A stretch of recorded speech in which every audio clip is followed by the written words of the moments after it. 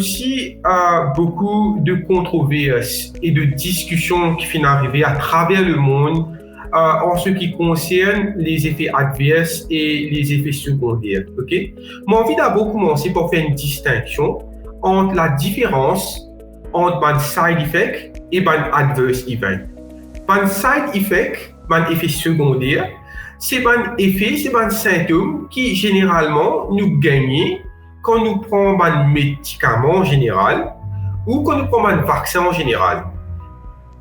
Avec un vaccin contre COVID-19, un effet secondaire qui nous connaît déjà à travers un essai clinique qui type là et aussi un effet secondaire qui nous peut trouver à ce là quand nous peut gagner beaucoup d'immunes dans la population qui peut prendre ça vaccin là d'autres de symptômes qui nous gagnent normalement avec la grippe, ok?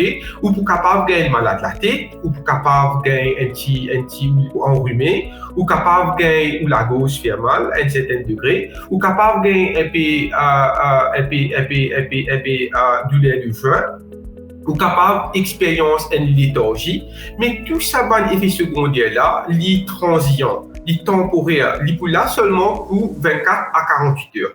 Ok? Et ça va être effet secondaire là, au fait, les bons qui fait parce que c'est un signe qui, quand on prend ce vaccin là, ou les corps réagir à ce vaccin là, ça va être un effet secondaire qui vous fait l'expérience là, c'est pas un effet secondaire qui est lié à l'inflammation, qui est le mécanisme d'action de ce vaccin là. Donc, quand on peut ressentir un effet secondaire, il veut dire que le vaccin peut marcher dans les corps. Donc, nous besoin et un peu l'esprit, quand on peut gagner un effet secondaire, qui voilà, nous prenons le vaccin, il peut marcher. En même temps, on dit qui n'a pas un effet secondaire, il ne veut pas dire que le vaccin n'a pas marché, il simplement veut dire que le vaccin a marché de différentes façons dans notre écho, mais ils ont toujours pour une protection.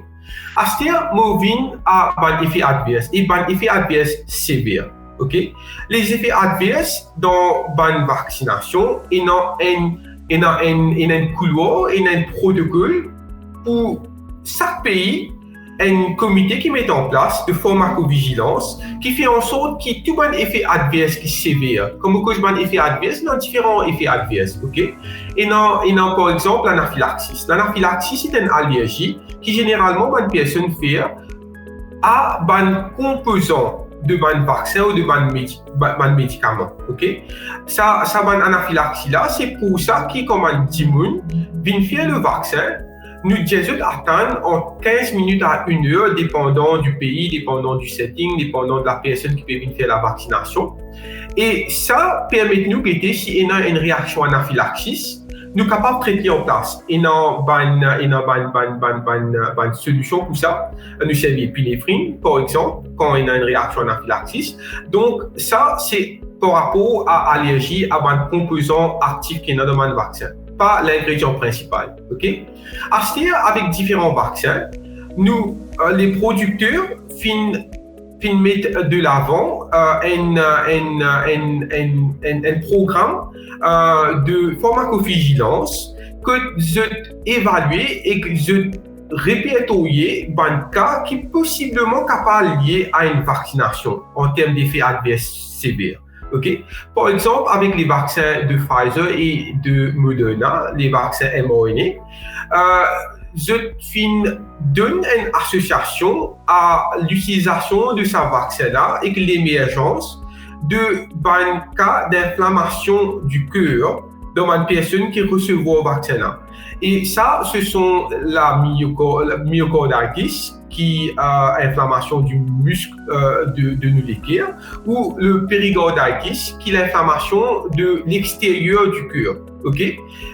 Ça cas là, c'est un cas qui jusqu'à là est découvert seulement dans 12 personnes par million de gens qui ont reçu ce vaccin-là. Okay? Mettez ça en perspective. À ce terme, la COVID-19 lui-même, pour chaque million de personnes qui sont infectées, il coûte 10 000 d'immunes. Donc, ce qui nous peut imaginer, c'est le côté risque et bénéfice. Avec COVID-19, 10 000 personnes qui dans 1 million qui pourraient infecter pour capable risquer mort depuis cette infection là, alors qui dans le cas de péricardite et de myocardite, il peut arriver seulement dans 12 personnes dans 1 million qui vaccinés. Et ce ne sont pas des cas qui nous finissent déjà mettre en cause la vaccination. Nous ne sommes pas aussi de ça, ok? Après, nous venons à un vaccin à base de vecteur viral, comme AstraZeneca ou Johnson & Johnson ou même Sputnik. Ce vaccin-là, je suis lié à un cas de ce qui dire et ce que je peux trouver d'autres anecdotiques, donc pas bien vérifié. Je suis lié sur un vaccin-là à un caillot de sang, la formation des caillots de sang dans le corps. Là aussi, quand nous avons un chiffre qui peut émerger à travers la vaccination globale, nous trouvons qu'il y a seulement de 8 cas pour chaque million de personnes qui finissent être vaccinées. Encore, mettre ça par rapport à le nombre de personnes qui ont décédé dans chaque million de personnes qui pourraient être infectées par le COVID-19. Ça va un effet adverse là, c'est encore peut être étudié. Donc, et pour chaque pays, il faut dire qu'il y a un comité de pharmacovigilance. Même à Maurice, nous avons un comité de pharmacovigilance qui paye deux affaires. Je paye la durée de l'efficacité des vaccins et aussi côté de sûreté que nous guettons. Est-ce qu'il y a un effet adverse qui a quand nous prenons un vaccin et ça c'est faux de dire qu'il ne va pas vérifier ça en termes du risque et des bénéfices qui nous capables de gagner avec un vaccin. Nous encore conseillons à faire ce vaccin parce que COVID-19 est beaucoup plus dangereux, plus fatal qui ça cas de péricardite ou myocardite ou de formation de caillots sanguins qui nous peut lier pour le moment à la vaccination là.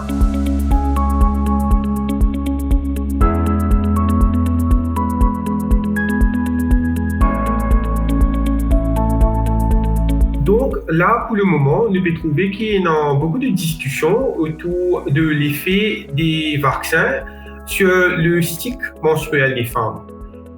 Ce qui m'a dit, bien comprendre, c'est que dans le passé, nous finissons déjà connaître qu'il y a beaucoup de vaccins, par exemple le vaccin contre la grippe saisonnière, le vaccin contre le virus du papillome humain, qui est un vaccin qui protège les femmes contre le cancer du col de l'utérus et les cancers anogénitaux en général. Quand nous servons à un vaccin, nous finissons déjà connaître avant qui est un certain dérèglement du cycle menstruel. Et ça, il y a des affaires qui transitent, il y a des affaires qui passagers. Ce qui m'a dit, bien comprendre, et que je peux causer comme un expert en maladies sexuelles, en santé sexuelle et reproductive, okay? C'est que le comportement génital de la femme et de l'homme, ils font partie du système immunitaire. Sa partie du comportement génital chez la femme qui est lié avec règles, avec menstruation, c'est l'utérus. L'utérus, il déjà une bonne partie de sa comportement là, qui forme partie du système immunitaire. Donc, au cas imaginons quand on peut prendre un vaccin, il peut causer une réaction immunitaire. Et que ça, bien sûr, peut avoir l'effet, le comportement qui nous connaît et non une fonction dans le système immunitaire lié. Donc, on va me dire, nous connaissons à travers le passé qu'il y a un vaccin contre la grippe saisonnière et contre le virus du papillome humain, il donne lieu à ça, et ça, il transite encore, et qu'il n'y a aucun risque pour une personne stérile. Ça, c'est faux. D'ailleurs, même dans les essais cliniques, nous finissons un cas que madame pas de cause de précaution et puis tombe enceinte. Ça a démontré qu'il un vaccin n'a aucune incidence sur la fécondité des personnes en général.